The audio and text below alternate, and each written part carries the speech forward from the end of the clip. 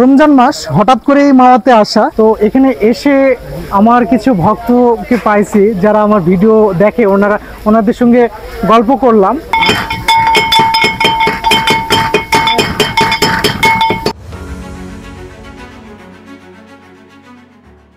মাওয়া ফেরিঘাট, যেখানে যানবাহন ফেরির জন্য অপেক্ষা করত, আর এখন ফেরি যানবাহনের জন্য অপেক্ষা করে।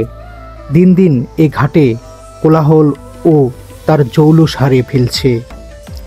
এই মাওয়া ঘাটে এর আগেও আমি এসেছি কয়েকবার, তবে কোলাহল দেখতে নয়, স্বাদের ইলিশ খেতে।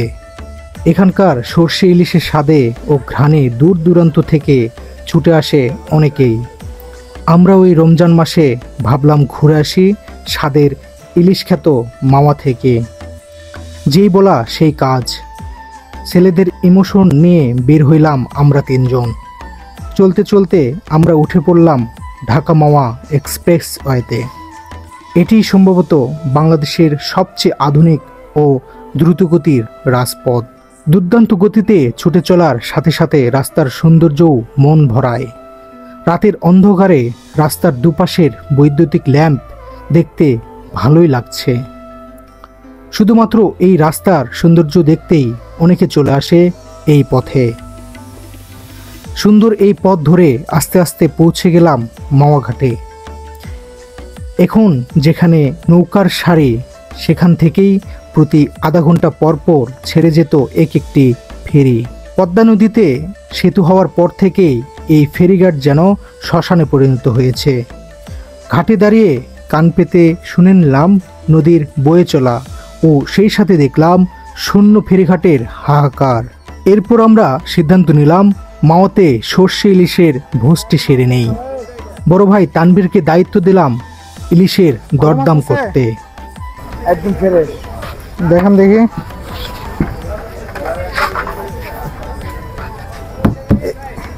এদিকে দেখান।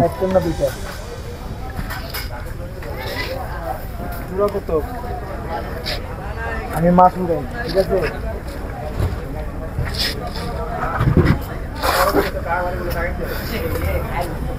এগুলো যদি তখন বলবেন 400 এখন আবার না, এইগুলো ঠিক আছে। আর এগুলো যদি নেন 800 টাকা, আমাদের এখানকার মাছ 400 টাকা জোড়া বললেন। এগুলো 400 টাকা খেতে পারবেন না, এগুলো একদম তাজা মাছ। ওইটা জোড়া 400 রাখুন না, বড় মাছ একদম পিওর মাছ। কি হয়েছে কি জোড়া 400 টাকা? কোনটা আমি কই দিলে 800। কত কইছো? 800। বড় ভাই আপনি খাবার মতো বলে খান, আপনারা চেরি খাইতে আইছেন, ওটা বলা এই বলে লাভ নাই। ও বলছে কত? 800 বলছে, 700 টাকা দিয়ে দিয়েন যান। না না দিবেন আপনি লাস্ট 400 বলছে। তখন আইছিলাম এখানে খামো দেখে আবার আইছি 400। এগুলো লোকাল না। আচ্ছা তাইলে ওর কিনেন। এই যে এখান থেকে নেন আপনি দুইটা, আপনি এই যে 400 দিয়ে আমাকে মাছ দাও তো।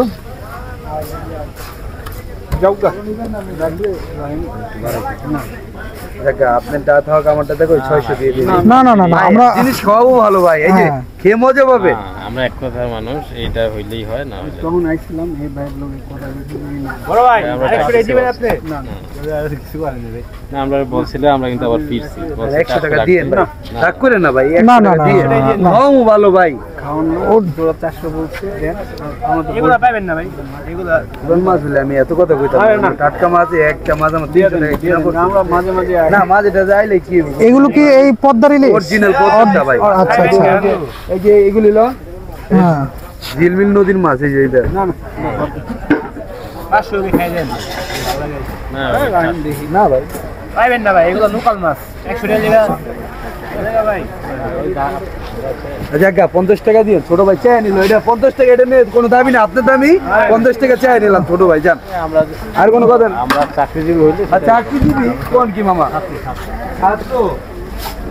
ইলিশ নিয়ে হোটেলে প্রবেশ করতেই কিছু ভক্তরা ছুটে এলো কুশল বিনিময় করতে।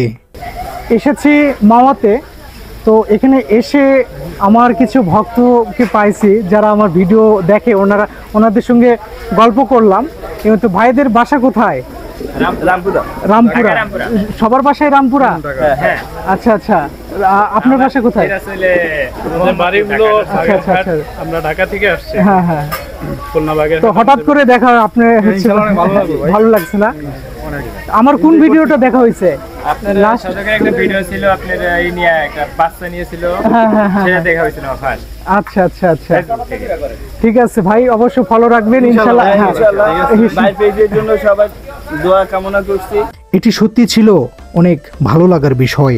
কুশল বিনিময় শেষে ওদিকে দেখলাম ইলিশ রান্নার জন্য প্রস্তুত হচ্ছে।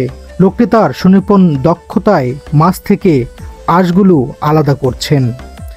এরপর আমাদের সংখ্যার উপর ভিত্তি করে মাছটি এক একটা পিস করা হলো।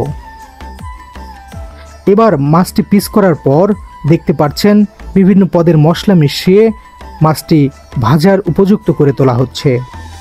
এখানে সব থেকে ভালো লাগার যে বিষয়, রান্নার শেফ যখন এক একটি পিস গরম তৈলাক্ত তাওয়াতে ছাড়ছেন তা সত্যি দুর্দান্ত। এবং তার থেকেও বেশি দুর্দান্ত ইলিশ মাছের ভর্তা করার দৃশ্যটি। রমজান মাস, হঠাৎ করেই মাওয়াতে আসা, এখানে এসে ভাবলাম যে সিওরি তার সেরে নেই। ঘুরছিলাম, আর সব থেকে বিষয় যেটা, সেটা হচ্ছে ভাবলাম যে শেফদের একটু সাহায্য করি। আমি সেভাবে আসলে রান্না পারি না, তবে এটা বেশ এনজয়েবল। হ্যাঁ হ্যাঁ, হোটেলের নামটা বলতে হবে। বলে দেন হোটেলের নামটা। হোটেলের নাম খাজা গরিবের নেওয়াজ, দামে কোন মানে ভালো। আচ্ছা ঠিক আপনারা আছে, সকলে আসবেন খাজা গরিবের নেওয়াজে। আচ্ছা মামা, আমি রান্না পারতেছি? হ্যাঁ অবশ্যই। আচ্ছা ঠিক আছে। আমার এখানে কিন্তু রান্না করে খাইলে কিন্তু দাম কিন্তু একটু বেশি দিতে হয়। তাই? হ্যাঁ। কত দিতে হয়? দিতে হয়, আপনি যেটা খুশি হয়ে দিবেন ওইটাই রাখুন। আচ্ছা আচ্ছা ঠিক আছে।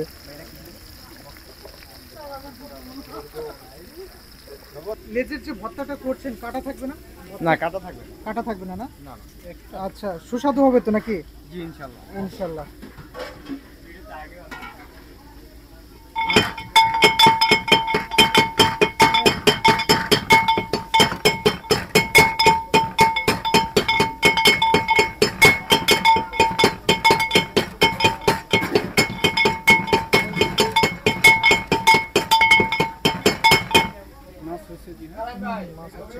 জাল হবে জাল? হ্যাঁ, ঝাল সীমিত পরিমাণ, যেটা না দিলে না।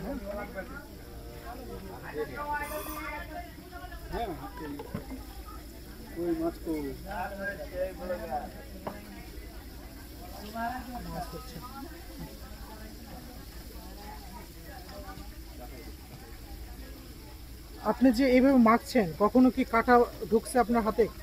এরকমটা হয়েছে? আগে পরে ঢুকতে, এখন আগের মতো ঢোকে না। আচ্ছা আচ্ছা, আস্তে আস্তে এক্সপেরিয়েন্স হয়েছে না? জি। আচ্ছা। রান্নার সকল কাজ শেষে এবার ভোজন করার পালা। দেখতে পাচ্ছেন একটি প্লেটে সর্ষে ইলিশ, বেগুন ভাজা ও লেজের ভর্তা। ভাই রান্নাটা কেমন হয়েছে? মনে হয় রান্না ভালোই হয়েছে। আচ্ছা আচ্ছা, চাঁদপুরের আগে খাইছিলাম, হ্যাঁ হ্যাঁ, সেটার তুলনায় এটা মাছ বেটার মনে হচ্ছে আমার কাছে। আচ্ছা আচ্ছা। আপনার এখানে সবগুলোর ভিতরে কোন উপাদানটা, মানে কোন জিনিসটা আপনার সব থেকে বেশি ভালো লাগছে? আমাদের ওইটা ইলিশ ভাজা তো ভালো হয়েছে, সাথে ভর্তা যেটা এটাও ভালো লাগছে। হ্যাঁ তানুর ভাই, আপনার মতামত কি? ভালো। আপনার কোনটা বেশি ভালো লাগতেছে আপনার? আমার এই যে মাছ ভাজাটা বেশ মামা ফেরিঘাটে আমরা খাবার খেয়ে বের হইলাম। এখানকার যে ইলিশ ভাজাটা, এটা অত্যন্ত সুস্বাদু লেগেছে। তার চেয়েও বেশি সুস্বাদু লেগেছে ইলিশের লেজ দিয়ে যে ভর্তাটা, অসাধারণ লেগেছে আমার কাছে। তবে এখানকার যে ইলিশের দাম, এই ইলিশের দামের থেকে যে রান্নার যেগুলো ইনগ্রিডিয়েন্টস আছে, এইগুলোর দাম বেশি রাখা হয়। আপনারা যদি এই মাওঘাটে আসেন, তবে এই দিকে অবশ্যই একটু লক্ষ্য রাখবেন। অবশ্যই তাদের সঙ্গে দরদাম করে নিতে পারেন। এবার সব কিছু ঘুরে দেখা হলো, এবার আমাদের যাওয়ার পালা। ওকে, চলতে চলতে বলি, মাওয়াঘাটে এসে দেখলাম এখানকার মানুষজন অত্যন্ত সরল সাদা ও ভালো মনের। দুই একজন আলাদা থাকতেই পারে, তবে স্মৃতি হয়ে থাক আমাদের এই ভ্রমণটি। এটি ছিল অনেক মজার ও সুন্দর যাত্রার অভিজ্ঞতা।